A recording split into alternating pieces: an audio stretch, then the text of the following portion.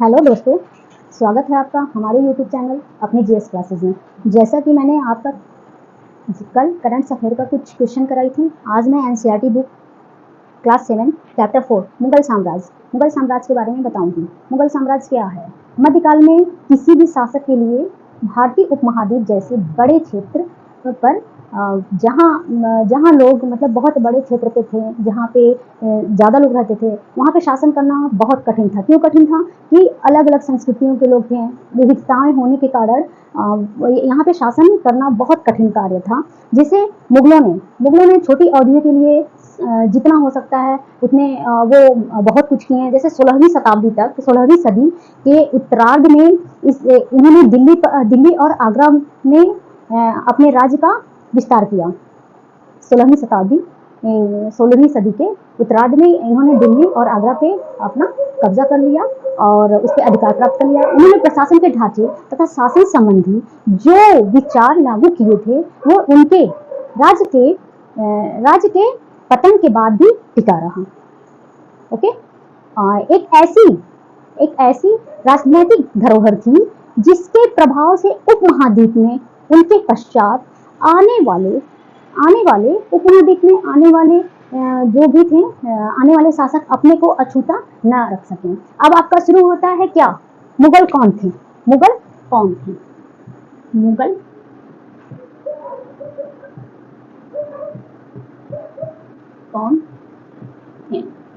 तो आपको मैं बताती हूँ मुगल कौन थे। मुगल दो महान शासक वंश के वंशज थे। माता की ओर से चीन और मध्य एशिया की ओर से चंगेज खां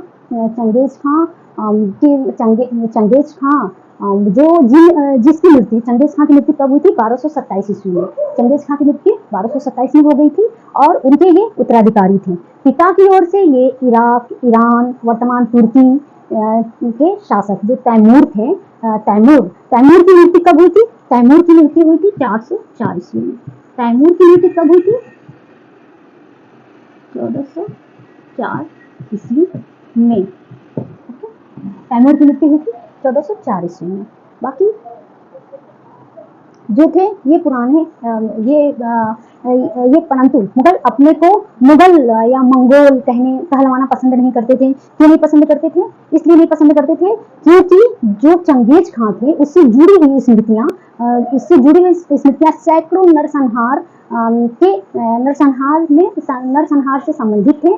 और ये तैमूर वंश के जो कहलाते थे उस पर ये क्या करते थे? बहुत गर्व करते थे। इसलिए गर्व करते थे उन्होंने तैमूर जो था 1398 ईस्वी में दिल्ली पर क्या कर लिया था? दिल्ली पे अपना अधिकार कर लिया था। इस पे उनको क्या लगता था? मुगल को जो वो था कि उनके पे वो बहुत ज्यादा गर्व करते थे। अब आपका उठता है मुगल सैन्य अभियान। नेक्स्ट, मुगल सैन्य अभियान। मुगल सैन्य अभियान। अब मुगल सैन्य अभियान क्या है? मुगल सैन्य अभियान तो प्रथम मुगल शासक बाबर 1526 से लेके 1530 मतलब 1526 से लेके 1530 में जब ये 1494 ईस्वी में फरगाना का क्या बना था? उत्तराधिकारी प्राप्त किया था। और उसकी उस टाइम में उम्र कितनी थी? केवल 12 वर्ष थी। जब ये फरगाना का उत्तराधिकारी प्राप्त किया था उस टाइम में इसकी उम्र कितनी थी? तो 12 वर्ष थी। और ये अपने जैसे जब उस पे राजगद्दी पे ये बैठा तो उज़्बेकों मतलब दूसरी शाखा जो उज़्बेकी थी, मंगोलों और उज़्बेकों के आक्रमण के कारण ये राजगद्दी से क्या हो गया था? उतर गया था। और कितने वर्षों तक ये घूमता रहा। फिर ये आता है कब? ये आता है आपका 1504 ईस्वी में। 1504 ईस्वी में ये किस पे अधिकार करता है? किस पे कब्जा करता है? ये तो काबुल पे करता है। काबुल पर अपना कब्जा कर लेता है। फिर ये 1526 में पानीपत का प्रथम युद्ध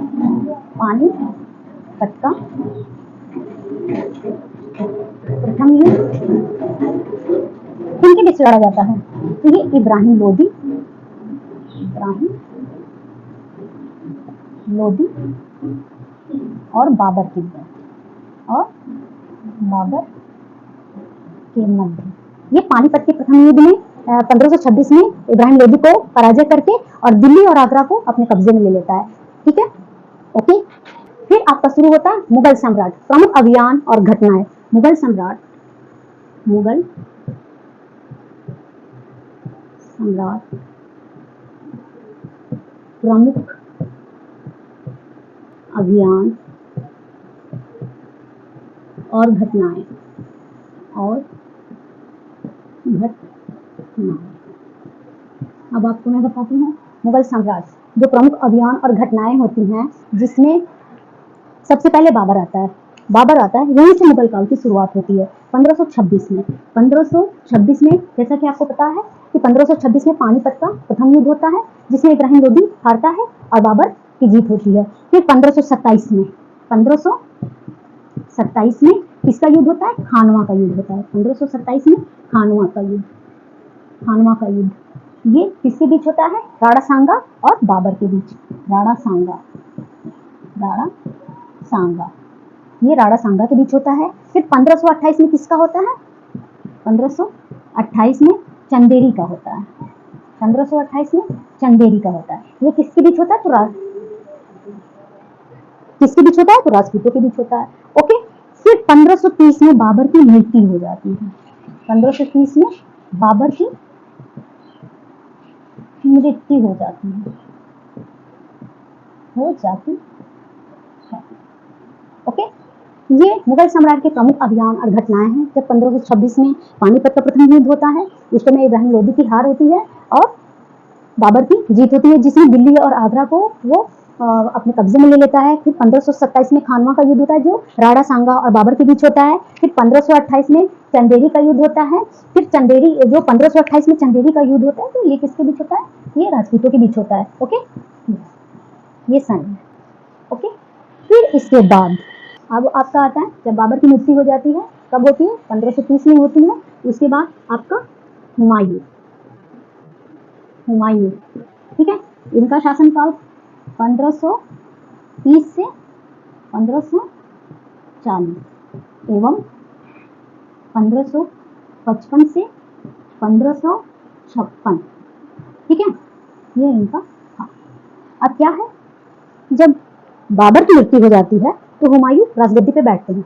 तब 1530 में, और बाबर की दिए हुए वसीयत के अनुसार हुमायूं क्या करते हैं? जायदाद का बंटवारा करते हैं और अपने भाइयों को, जो भाई उनके थे, उनको एक एक प्रांत देते हैं। जिसमें से उनका भाई जो है, उनका एक भाई, उनका भाई कामरान, मिर्जा कामरान, क्या होता है कि मिर्जा कामरान के महत्वाकांक्षाओं के कारण हुमायूं वो अपनी प्रतिद्वंदियों के सामने क्या पड़ जाते हैं? फीके पड़ जाते हैं। और जिससे उनको शेरशाह सूरी, मतलब शेर खान से 1539 में, जैसे कि आपको पता है 1539 में चौसा का युद्ध किसका होता है? चौसा का युद्ध किसके बीच होता है? ये शेरशाह और हुमायूं के बीच, ठीक है। चौसा के युद्ध में शेरशाह की क्या होती है? जीत होती है और हुमायूं हारता है। फिर उसके बाद आपका होता है 1540 में कन्नौज का युद्ध होता है। कन्नौज का युद्ध, जिसमें शेरशाह उसको 2 बार हराता है। जिसमें कन्नौज के युद्ध में ही हुमायूं अपनी जान बचा के कहाँ भागता है? हुमायूं अपनी जान बचा के ईरान की तरफ भागता है। ईरान की तरफ जाता है तो ईरान की तरफ में सफाविदों से मदद लेता है, सफाविदों की मदद लेता है। तो फिर वो आता है कब? 1555 में। 1555 में वो दिल्ली पर कब्जा कर लेता है। दिल्ली पर क्या कर लेता है? कब्जा कर लेता है। उसके बाद 1556 में पुस्तकालय, अपने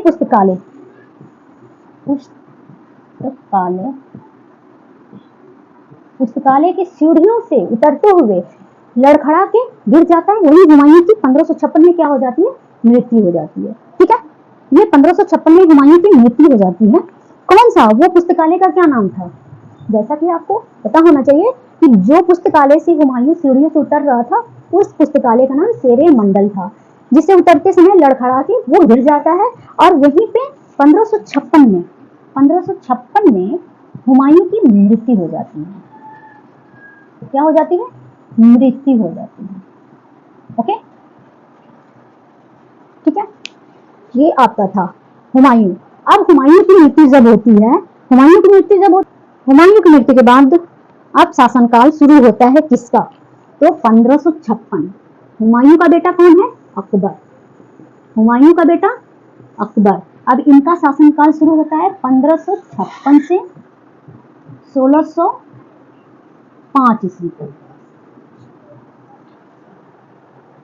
तो अकबर 13 वर्ष की अल्पायु में ही क्या हुआ, सम्राट बना। अकबर 13 वर्ष की अल्पायु में सम्राट बना। उसके शासनकाल को 3 अवधियों में क्या किया गया, विभाजित किया गया है। पहला है आपका 1556 से 1570। पहला आपका 1556 से 1570। इसमें क्या हुआ था, इसमें ये अपने संरक्षक बैरम खां और अपने घरेलू कर्मचारियों से क्या हो गया था, स्वतंत्र हो गया था। ठीक है, और इसने क्या किया, उसने सूरी और अन्य अफगानों, निकटवर्ती राज्यों मालवा, गोंडवाना और अपने सौतेले भाई मिर्जा हाकिम, जो उसका सौतेला भाई था मिर्जा हाकिम, और उज़्बेकों के विद्रोह को दबाने के लिए क्या चलाया, सैन्य अभियान चलाया। क्या चलाया था, सैन्य अभियान। और जैसा कि मैं आपको बता दूं कि 1568 में 1568 में किसकी, सिसोदिया की राजधानी क्या थी, चित्तौड़। सिसोदिया की राजधानी चित्तौड़। ठीक है, चित्तौड़। और 1569 में क्या है, 1569 में ये रणथंभौर को अपने कब्जे में ले लिया। क्या किया ये 1569 में, रणथंभौर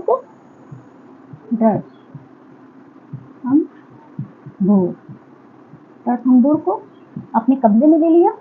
ओके, फिर नेक्स्ट आपका शुरू है, सेकंड होगा 1570 से 1585। दूसरा इसका अभियान जो था 1570 से 1585। ठीक है, ये दूसरा था। अब तक तो मैंने पहला बताया, पहले में क्या क्या हुआ था।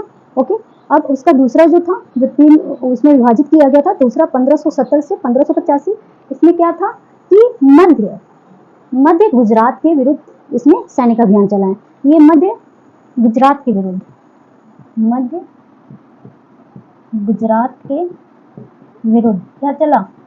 क्या चला, सैनिक अभियान।